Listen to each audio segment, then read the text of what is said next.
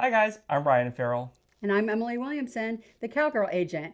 And welcome to Real Talk Real Estate, where we break down real questions, simple questions, easy questions, but with easy answers to understand. We're going to get straight to the point, no fluff. So in this series, we're going to talk about all the things that are probably on your mind, but you may not want to ask your agent because you think it's silly, or you don't even know to ask your agent. Right. So we're going to talk about them for you. So a common one is pre-approval versus pre-qualified. And this is definitely a lender question. If you're wondering and you want more information, talk to your lender. If you don't have one, call one of us and we will definitely get you hooked up with one of our local lenders that are here in the Metroplex.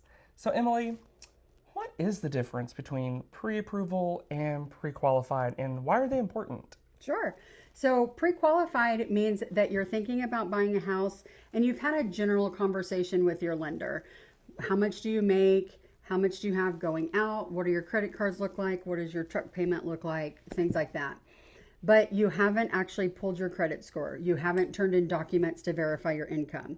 So pre-qualification is a good start, but if you're really serious and you want your offer taken seriously, a pre-approval is the way to go.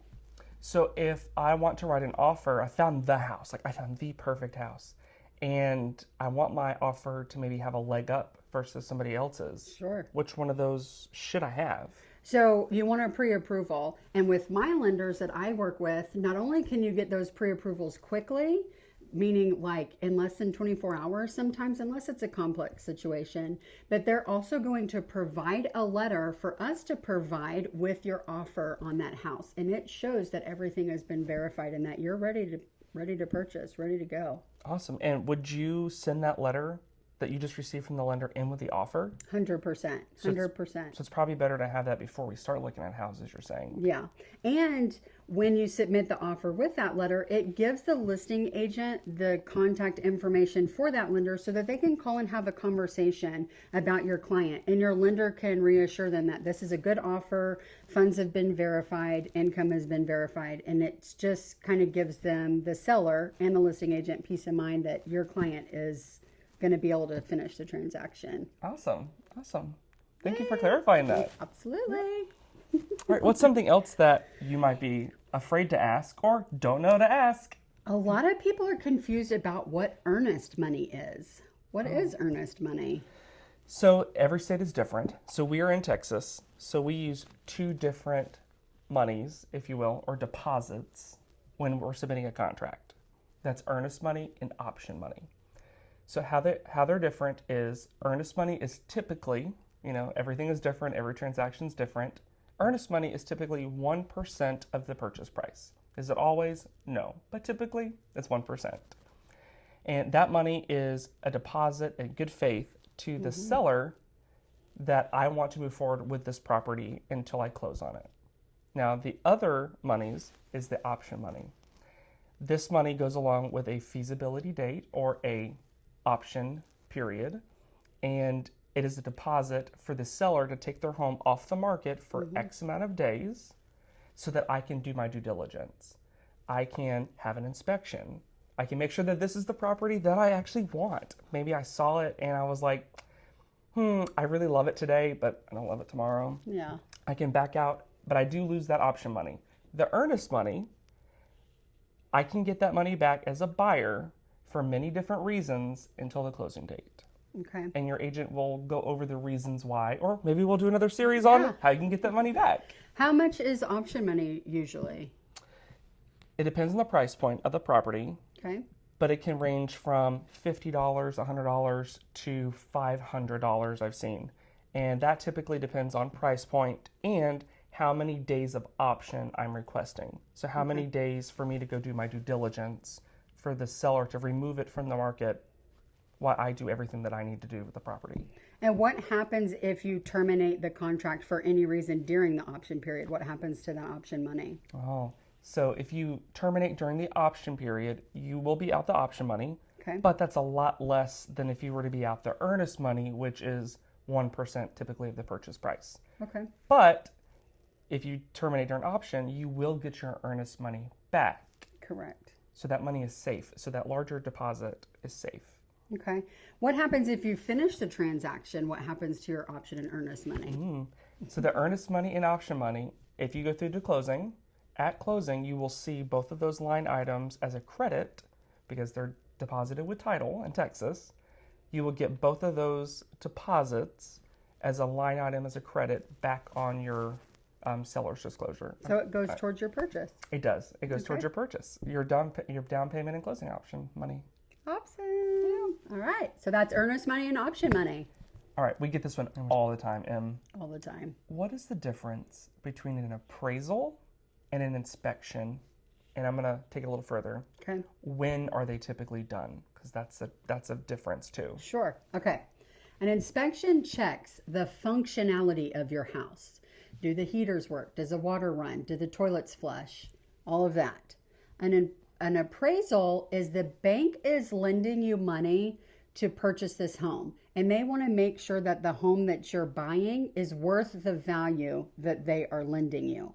So an inspection happens right after you go under contract. You will have an option period, Typically which we during that talked option about period. earlier. And you will hire an inspector, and prices differ on that. So it's not a set price. Some inspectors charge per square foot, things like that. But so you will do that within the first couple of days of the contract. And then that day, when the inspector is done, you will join your agent at the house and walk through those items. What items did they see that might need to be corrected? Could be a health hazard. And some things are very, like the caulking around the toilet, or, the shower needs to be recaulked. So not all items are emergencies. It can just create a honey-do list after you close. But with that inspection, you can ask many things. You can leave it alone and do it after closing. You can ask for money from the seller to fix those items after closing. You can request the seller to fix those items. So there's several different avenues to remedy anything that comes up on the inspection. You talked about an inspection report. Mm-hmm. Who should you ask those questions on the inspection report to? Like, would you typically go to your agent, or should you call the inspector? So if something was flagged on the inspection, well, it depends on what it is. Also, say it's on the roof. The inspector is not a roofer, and nor am I. So let's get a roofer out. Roofing inspections are free. And I know plenty of companies that are insured and, will have a look and will give you an honest opinion on that. So, but if it's something smaller and you need elaboration on like, what is that and what does that entail? Yeah, our inspectors are incredible. They're incredibly knowledgeable, and they can help you kind of get to that next step and figure out what needs to happen. So I know, my clients ask me this a lot, like, hey, Ryan, what should I do here? And I'm like, I'm not an inspector. I'm sure they ask you the same thing. Yes. I'm like, this foundation, I'm like, not a foundation person. Yeah, I'm not a roofer either, and I don't want to get on that roof. Yeah. So it's important for us to stay in our lanes, yes, right? That's where I'm not a going with lender. this. If you have a numbers question, I'm going to point you to my lender. But I've built the team around my clients that I know when they ask those questions, they're going to get honest, real answers. I don't hire yes men. I don't want my lender to just say, yeah, we could do that. I want to make sure that if we start this process, we can get through it. So, and I know we've been kind of focusing on like the buyer side with a lot of these Sure. questions, but you talked about repairs and possibly having a seller's credit versus a repair. Mm-hmm. Some people think that maybe if the foundation is just totally blown and it's $30,000 repair, and they're like, I don't have $30,000 to invest in my property right now. I don't have it.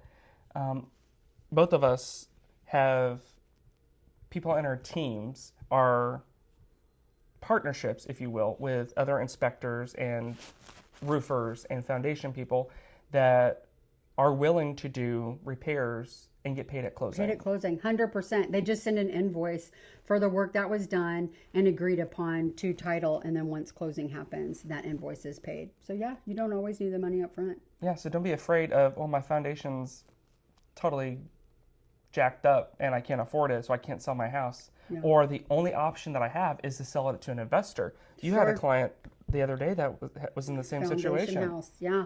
Foundation needed $15,000 worth of repairs. And we did it with my foundation guy, and it was fixed and has a lifetime warranty, and it will just get paid out with the proceeds from the sale. And we added that value back into the house. Instead of them selling at, $250,000, now we can sell at $295,000. They did do some other things. They painted and put up a new fence and stuff, but they will get their money back from that foundation work. All right. So what I heard was an inspection is done at the beginning of this process once I submit a contract. Now, the other thing we mentioned was an appraisal. Sure. So where does that come into play? My lender typically waits until we know that we've gotten through the inspection period. We know nobody's going to back out. We know we've negotiated through all the inspection items. So let's say we had a 5-day inspection period. On day 5 at 5 p.m. when that expires, I give my lender the go-ahead, unless I know sooner, but I give him the go-ahead to order the appraisal. Appraisals typically take about 14 days to get back, but depending on the market and what time of year it is, they can get them back a lot quicker, or no, it just depends.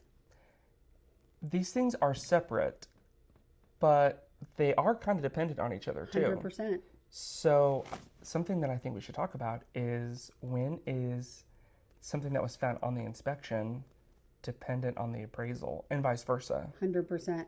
So let me start by saying a house is not a pass-fail. That's not how this works. It is items that might come up, that the kitchen sink is not have hot water coming out of it. We can just call a plumber over, and I've had that happen before. You just need to turn the hot water back on, and then it's remedied.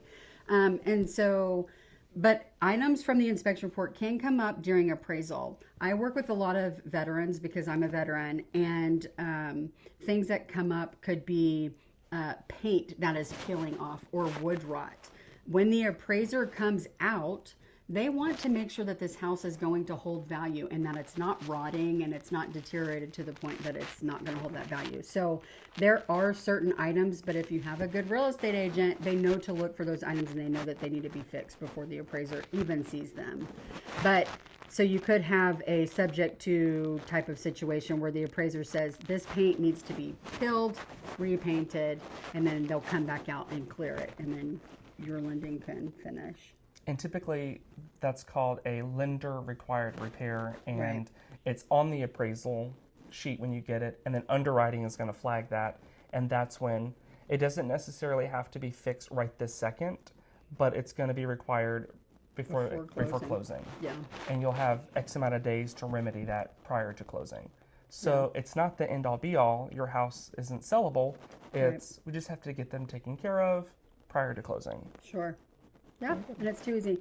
Now, if you get your appraisal back and it comes up short, you're buying a house for $500,000, and the bank comes back and says that they're only going to give you $480,000. There, again, are several ways to remedy this. Are we meeting in the middle? Somebody's bringing $10,000 and the other party's bringing $10,000. Are we lowering the sales price to the $480,000 to meet the appraisal? So it's called Tidewater, which is a really weird Has nothing phrase, to do with water or the beach. Correct. Yes, 100%. So very confusing term, but that's what Tidewater means. Your agent does have the opportunity to prove comps and why you offered that much, and the comps in the neighborhood that show that that is the value of the home. And we call this a rebuttal. It's when we challenge the appraiser's evaluation. Yeah. And so this happens more than and you do anything. get that, and most of the time I've experienced it, we've gotten at least some of the value, if not all, and then you just have to negotiate. Now, in your financial contingency, that is written in that if the appraisal does not come in at that value and you cannot meet in the middle, you would be able to terminate the contract and get your earnest money back. So there are a lot of protections in the contract itself, and that is one of the exemptions. If the appraisal doesn't come in or meet value, that your money is protected. And just as a reminder to everybody, we practice real estate in the state of Texas. So if you're watching this in a different state, maybe all of this is not applicable in your state. So if you are working with a real estate agent, please make sure that you're taking their advice and not our advice, because we are licensed in the state of Texas, and these rules and contract is only applicable in the state of Texas. 100%. Okay, guys, next we're going to talk about contingencies. What is a contingency? A contingency is when something has to happen before something else can happen. In this market specifically, selling your house before buying a house is a contingency. You're trying to sell your house, so you know all about that. But first, we're going to talk about inspection contingencies. So what does that look like? So we talked about inspections just a little bit ago, and we talked about the different remedies, the possibilities. Just because something showed up on the inspection report doesn't mean it's the end of the world. Yeah. We can get a seller concession and have them repaired. We can have the seller repair them on their own. But let's say that we just can't come to a conclusion with the seller and we're at an impasse. As the buyer, I can terminate the contract, and this contingency allows me to get my earnest money back. So all of these terms kind of go together in the whole point of a contract here. So if the seller isn't willing to meet me halfway or address the items that need to be addressed on the inspection report, I can terminate the contract and get my earnest money. And you terminate it during? Option period. We're revisiting and showing how these terms intertwine with each other.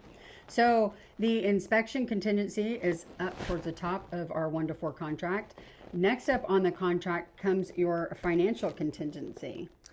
In the Texas contract, we have an entire 2-pager about financing and all the different ins and outs to your finances. So the finance contingency, there's a couple different things that go along with this. So on the contract, and your agent, you and the lender are going to have this conversation of how many days do you have to make sure that you can secure your finance. Typically, I see between 14 and 21 days, you know, depending on the situation. And you're going to have between that many days, let me not say a specific date, you're going to have X amount of days, whatever's in the contract, to make sure that you can get qualified and get all your finances together to be able to purchase this house. And what happens if you don't get qualified during those X days? What does your lender have to do? So let me use an example. Let's say that on the contract, we asked for 14 days to get our finances together. Now, stuff happens. Real estate's confusing. It's hard sometimes. That's why you hire a professional that does this every single day. So if we go past, we're at our 14 days, not past it. We are at our 14 days, and before 5 o'clock p.m., your time zone, you can't get your financing together. You need to have that conversation with your agent and your lender because it's not the end of the world. You can ask for an extension for your finance days. And if you get your extension, then you have however many days now, including your extension, to make sure that you can get your financing secure for that loan. Yeah. But if it doesn't get approved, your lender has to, how do you get out of that contract? What does a lender have to do if it can't be done for some reason? So depending on the reason, so maybe you couldn't qualify, then you can actually get your earnest money back. There's your earnest money again. You can get your earnest money back, but the lender will have to send a letter saying why you couldn't qualify. And it's typically, the reasons we see are maybe the credit, stuff happens, you know, you have to put stuff in your credit card and now your debt to income ratio is out of whack. Or we've had it before where somebody buys a car last minute. Do not make major financial purchases or moves without talking to your lender during a real estate transaction. I know you're excited to buy that new couch for your new house, and you go to Nebraska Furniture Mart and you put $5,000 on a credit card. That actually can disqualify you from your loan. Or they talk you into, if you open this new credit card, we can save you 10%. And you're like, oh, I love to save money. I know you love a deal. I love a deal. Who doesn't love a deal? Well, saving that 10%, cost you a house. They just ran your credit. And now maybe your credit score's changed. You put $5,000 on that credit card, so maybe now your debt to income has changed and you don't qualify for the house because you're out of limits. Yeah. This is definitely something your lender should be telling you about. And I tell all my clients, if you're purchasing anything outside of your normal grocery items. Groceries and your utilities. That's it. You were to call me and we can talk about it. Right. And do you need it? Do you have to have it right now before you close in your home?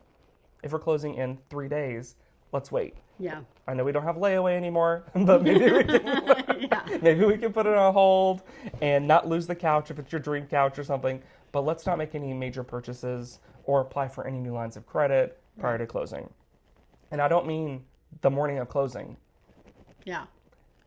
So The ink has to be dried. When you sign those papers, it's not done. They have to be reviewed, make sure everybody signed every line, all of that kind of stuff. Until we get funded and closed and an official email from title, then go buy your couch. Then you can. And your new truck. And your agent will call you typically and say, hey, congratulations, we are closed and funded, and give you your keys. At the point you have your keys, then you can go make that major purchase. Right. Another one is quitting your job. Oh, do not change employment. This is not a contingency, but I wanted to mention it because we're talking about things that could just kill the deal just a second ago. That is not a contingency, and that could cost you your earnest money. 100%. So we've talked about ways to save your earnest money. There are ways that you won't get your earnest money back. And quitting your job before closing is one of those ways. And it can be verified at any time. Yeah. Okay, so the last one is going to be an appraisal contingency. Earlier we talked about inspections versus appraisals and what is an appraisal, but now we're going to talk about the contingency that comes along with appraisals. This is also in the third-party financing addendum, and it says that if your property does not meet the appraised value that's on the contract, then you have the opportunity to back out and get your earnest money back. Right. Now, there's hopefully a way that we can remedy that and still have everything go to closing, but all parties have to agree and come to a conclusion on what that looks like before we can actually make it to closing. Yeah. So let's say that the property came in $50,000 under value. It did not meet evaluation.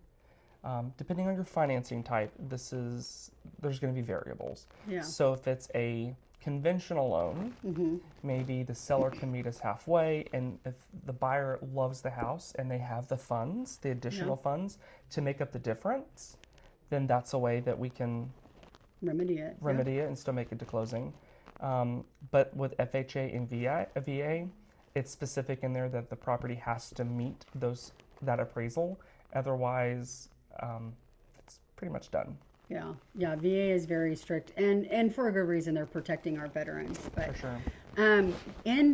So these were the most common. So we had inspection, financial, and appraisal contingencies. There are many others. So if you have questions about those, hopefully we'll address them. If not, put it in the comments and we'll address it later. Okay. But moving on.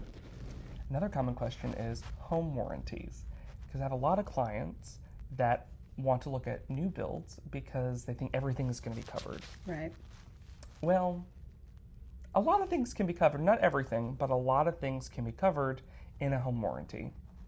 Now, a home warranty is not the same thing as homeowner's insurance. Your homeowner's insurance can cover some things that your home warranty will cover, but they're typically an additional, like an add-on to your policy. Emily, do you want to tell us what a home warranty is? Sure.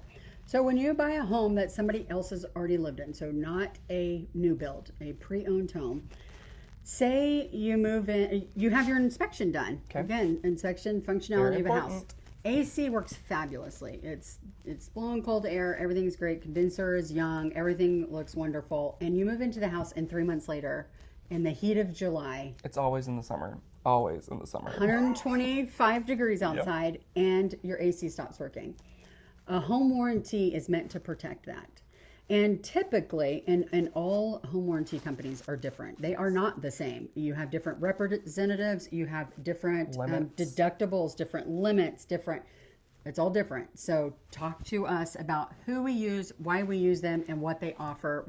I have tons of brochures. I'm sure you do as well with the people that you normally work with. And to add on to that, their coverages and limits change. Correct. Sometimes multiple times in 1 year. Yeah. So it's always good to talk to the reps that we have relationships with and make sure that their coverage is still the same and it's going to cover what you're expecting it to cover. For instance, if you have a pool. Yeah. And what he's talking about with limits is we're talking about air conditioners.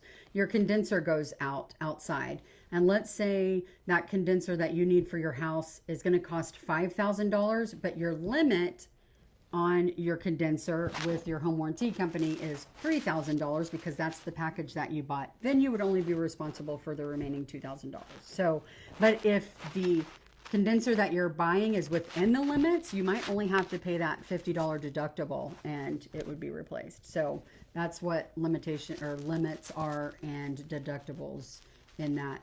Now you can ask the seller to pay for your home warranty. It can be actually written into the 1 to 4 contract. When you submit an offer, you can say, I'm just throwing a number out there, $800 to cover my first 365 days that I live in this house. And it can go up from there. I've had people buy 3-year home warranties. They just don't want to worry about it. And so it just kind of gives you peace of mind that when things hit the fan, it's covered. Home owner's insurance covers things like your roof, and that is not going to be covered under a home warranty. But home warranties cover such a span of things. If you have a pool or a spa, if you have a septic system, if you live out in the country, there's so many little things that they cover. It's all the different components. Sure. Of your home. So not your structural components. That would probably be more of your homeowner's insurance. Right. But it's covering more of the components inside. So if you have a pool, and they're typically add-ons, you have your base coverage, not to totally talk about what a home warranty is and the breakdown of it, but the gist of it is you're going to have your base policy, and then if you have multiple condenser units, multiple dishwashers, it's going to cover your fridge if you wanted to. It can cover, if you have a pool, you can have an add-on for your pool pump. So there's a base charge, and then you can add on all the different components based upon your needs for your home. Yeah. But the takeaway here is ask for a homeowner's. Don't ask for homeowners. You're going to get homeowners. That's already done. Here's the bloopers. Here we go. Yeah, here's the bloopers. Yeah. The point of this is to ask for a home warranty. And typically, you can write that into your contract and 100%. Ask the seller to cover it for you, at least for your first 365 days. And before you hit the 365 days, you can call your rep and re-up it. So if nothing hit the fan and you didn't have to replace anything, but you just liked that peace of mind, that knowing for $800 I could protect my house. I'm just throwing numbers out there. It's not an exact number. $800 is a blanket number. But just for the peace of mind of, all of the things that work in your house. Especially in Texas, like you mentioned, it never fails. I closed on a home in June, and 3 months later, or I sold a house three months ago, and it is June, and our HVACs work hard. Yeah, they do. Like, it gets 115 degrees sometimes here in Texas, with high humidity. Those units are working really hard, and it would be nice to know that you just make a phone call and you pay your deductible. It's a lot lower than what it would cost for you to replace the unit on your own, and it's 100%. Taken care of. Yeah, for sure. So ask us about home warranties. All right, guys. Well, if you've made it this far, you've made it to our bonus content. And the term that we are going to talk about now is seller concessions. Now, seller concessions, we are going to generally talk about seller concessions. What are seller concessions? What can they be used for? The most common thing that I get as an agent is, I want to buy a house, but, and then what's holding them back? It's usually either credit, which I can connect you with my lender and get a plan together to get your credit up in 30 to 60 days. But the second most popular one is, I don't have the money to get to the closing table. But how do we get them to the closing table? How do we get the sellers to help buyers get to the closing table? Especially in this market right now where we have a lot of inventory and we don't have as many buyers as we do properties. So buyers are holding the power. In most situations. Not in every situation, because we are seeing some multiple offers depending on the area. But a lot of these sellers want to sell their house and they're willing to give you a little help. Yeah, for sure. So seller concessions. Seller concessions is on line 12, I believe, of the 1 to 4. And it is a dollar value that is written into the contract. But let's talk about specifically what can seller concessions be used for. What are you seeing buyers using their seller concessions for? So this is where I get creative. And if you have a good agent, they will get creative with this number. Yeah. They definitely have to work hand in hand with a good lender, because we have to call the lender for limitations and for what we can use them for. Yeah. So they can be applied towards. So the main one I'm seeing right now is the interest rates are kind of going like this. They're being a little crazy right now. We took a little drop under 6, but people are like, or my buyers are saying to me, Ryan, I don't want to pay 6.5% interest. I'm like, hang on. If we can get you some seller concessions, then we can use some of that money to help buy down the rate. Yeah. So now, and I'm not talking about specifics because they change. Now, instead of paying 6.5%, we buy a couple points, and we're taking the money that the seller gave us. It's not coming out of your pocket. We're taking some of that money that the seller gave us, and we're going to buy it down closer to 6. So now our payment maybe dropped a couple $100 a month. That's helpful because a couple $100 a month is probably part of my utilities. Yeah, for sure. So if they don't want to buy down the rate, say they are using a VA loan and already have a decent rate or whatever, what is other uses of seller concessions? I love the VA with seller concessions because they let us use them a lot of different ways, unlike conventional and FHA. They don't put as many limitations on how we can use the concessions. So I've had, I have a situation here. Tell me more. I always get complicated ones, and I love it. I have a VA buyer, so this is VA specific, that we purchased a $275,000 home, and we were under contract for $278, I believe, and we got $26,000 from the seller in the form of concessions. We bought down the rate. VA does not have any down payment, so we didn't have that to cover, but we covered the closing costs, which are very limited for VA. But we paid off all of his debt. Nice. Every single penny of debt that he had, we paid it off, and all he had to pay moving forward was his home, his mortgage. So he got keys to a house, he got a check or refund at closing, and he didn't have to make his first mortgage payment for 40 to 60 days, 45 to 60 depending days. on the closing, Yeah, depending on the closing date. Yeah. But I mean, He walked away with his car paid off. He walked away with his credit cards paid off. And this is not every single situation. You know, it's property specific and what we can negotiate into the contract, into the deal.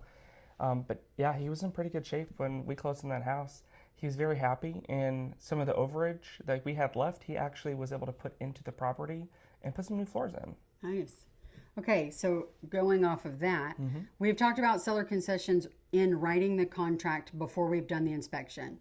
So we've done the inspection now, and we've had a couple of issues come up on the inspection, but nothing major. And let's say we had a contractor come in and look and tell us that it would cost approximately $5,000 to fix said items on the inspection.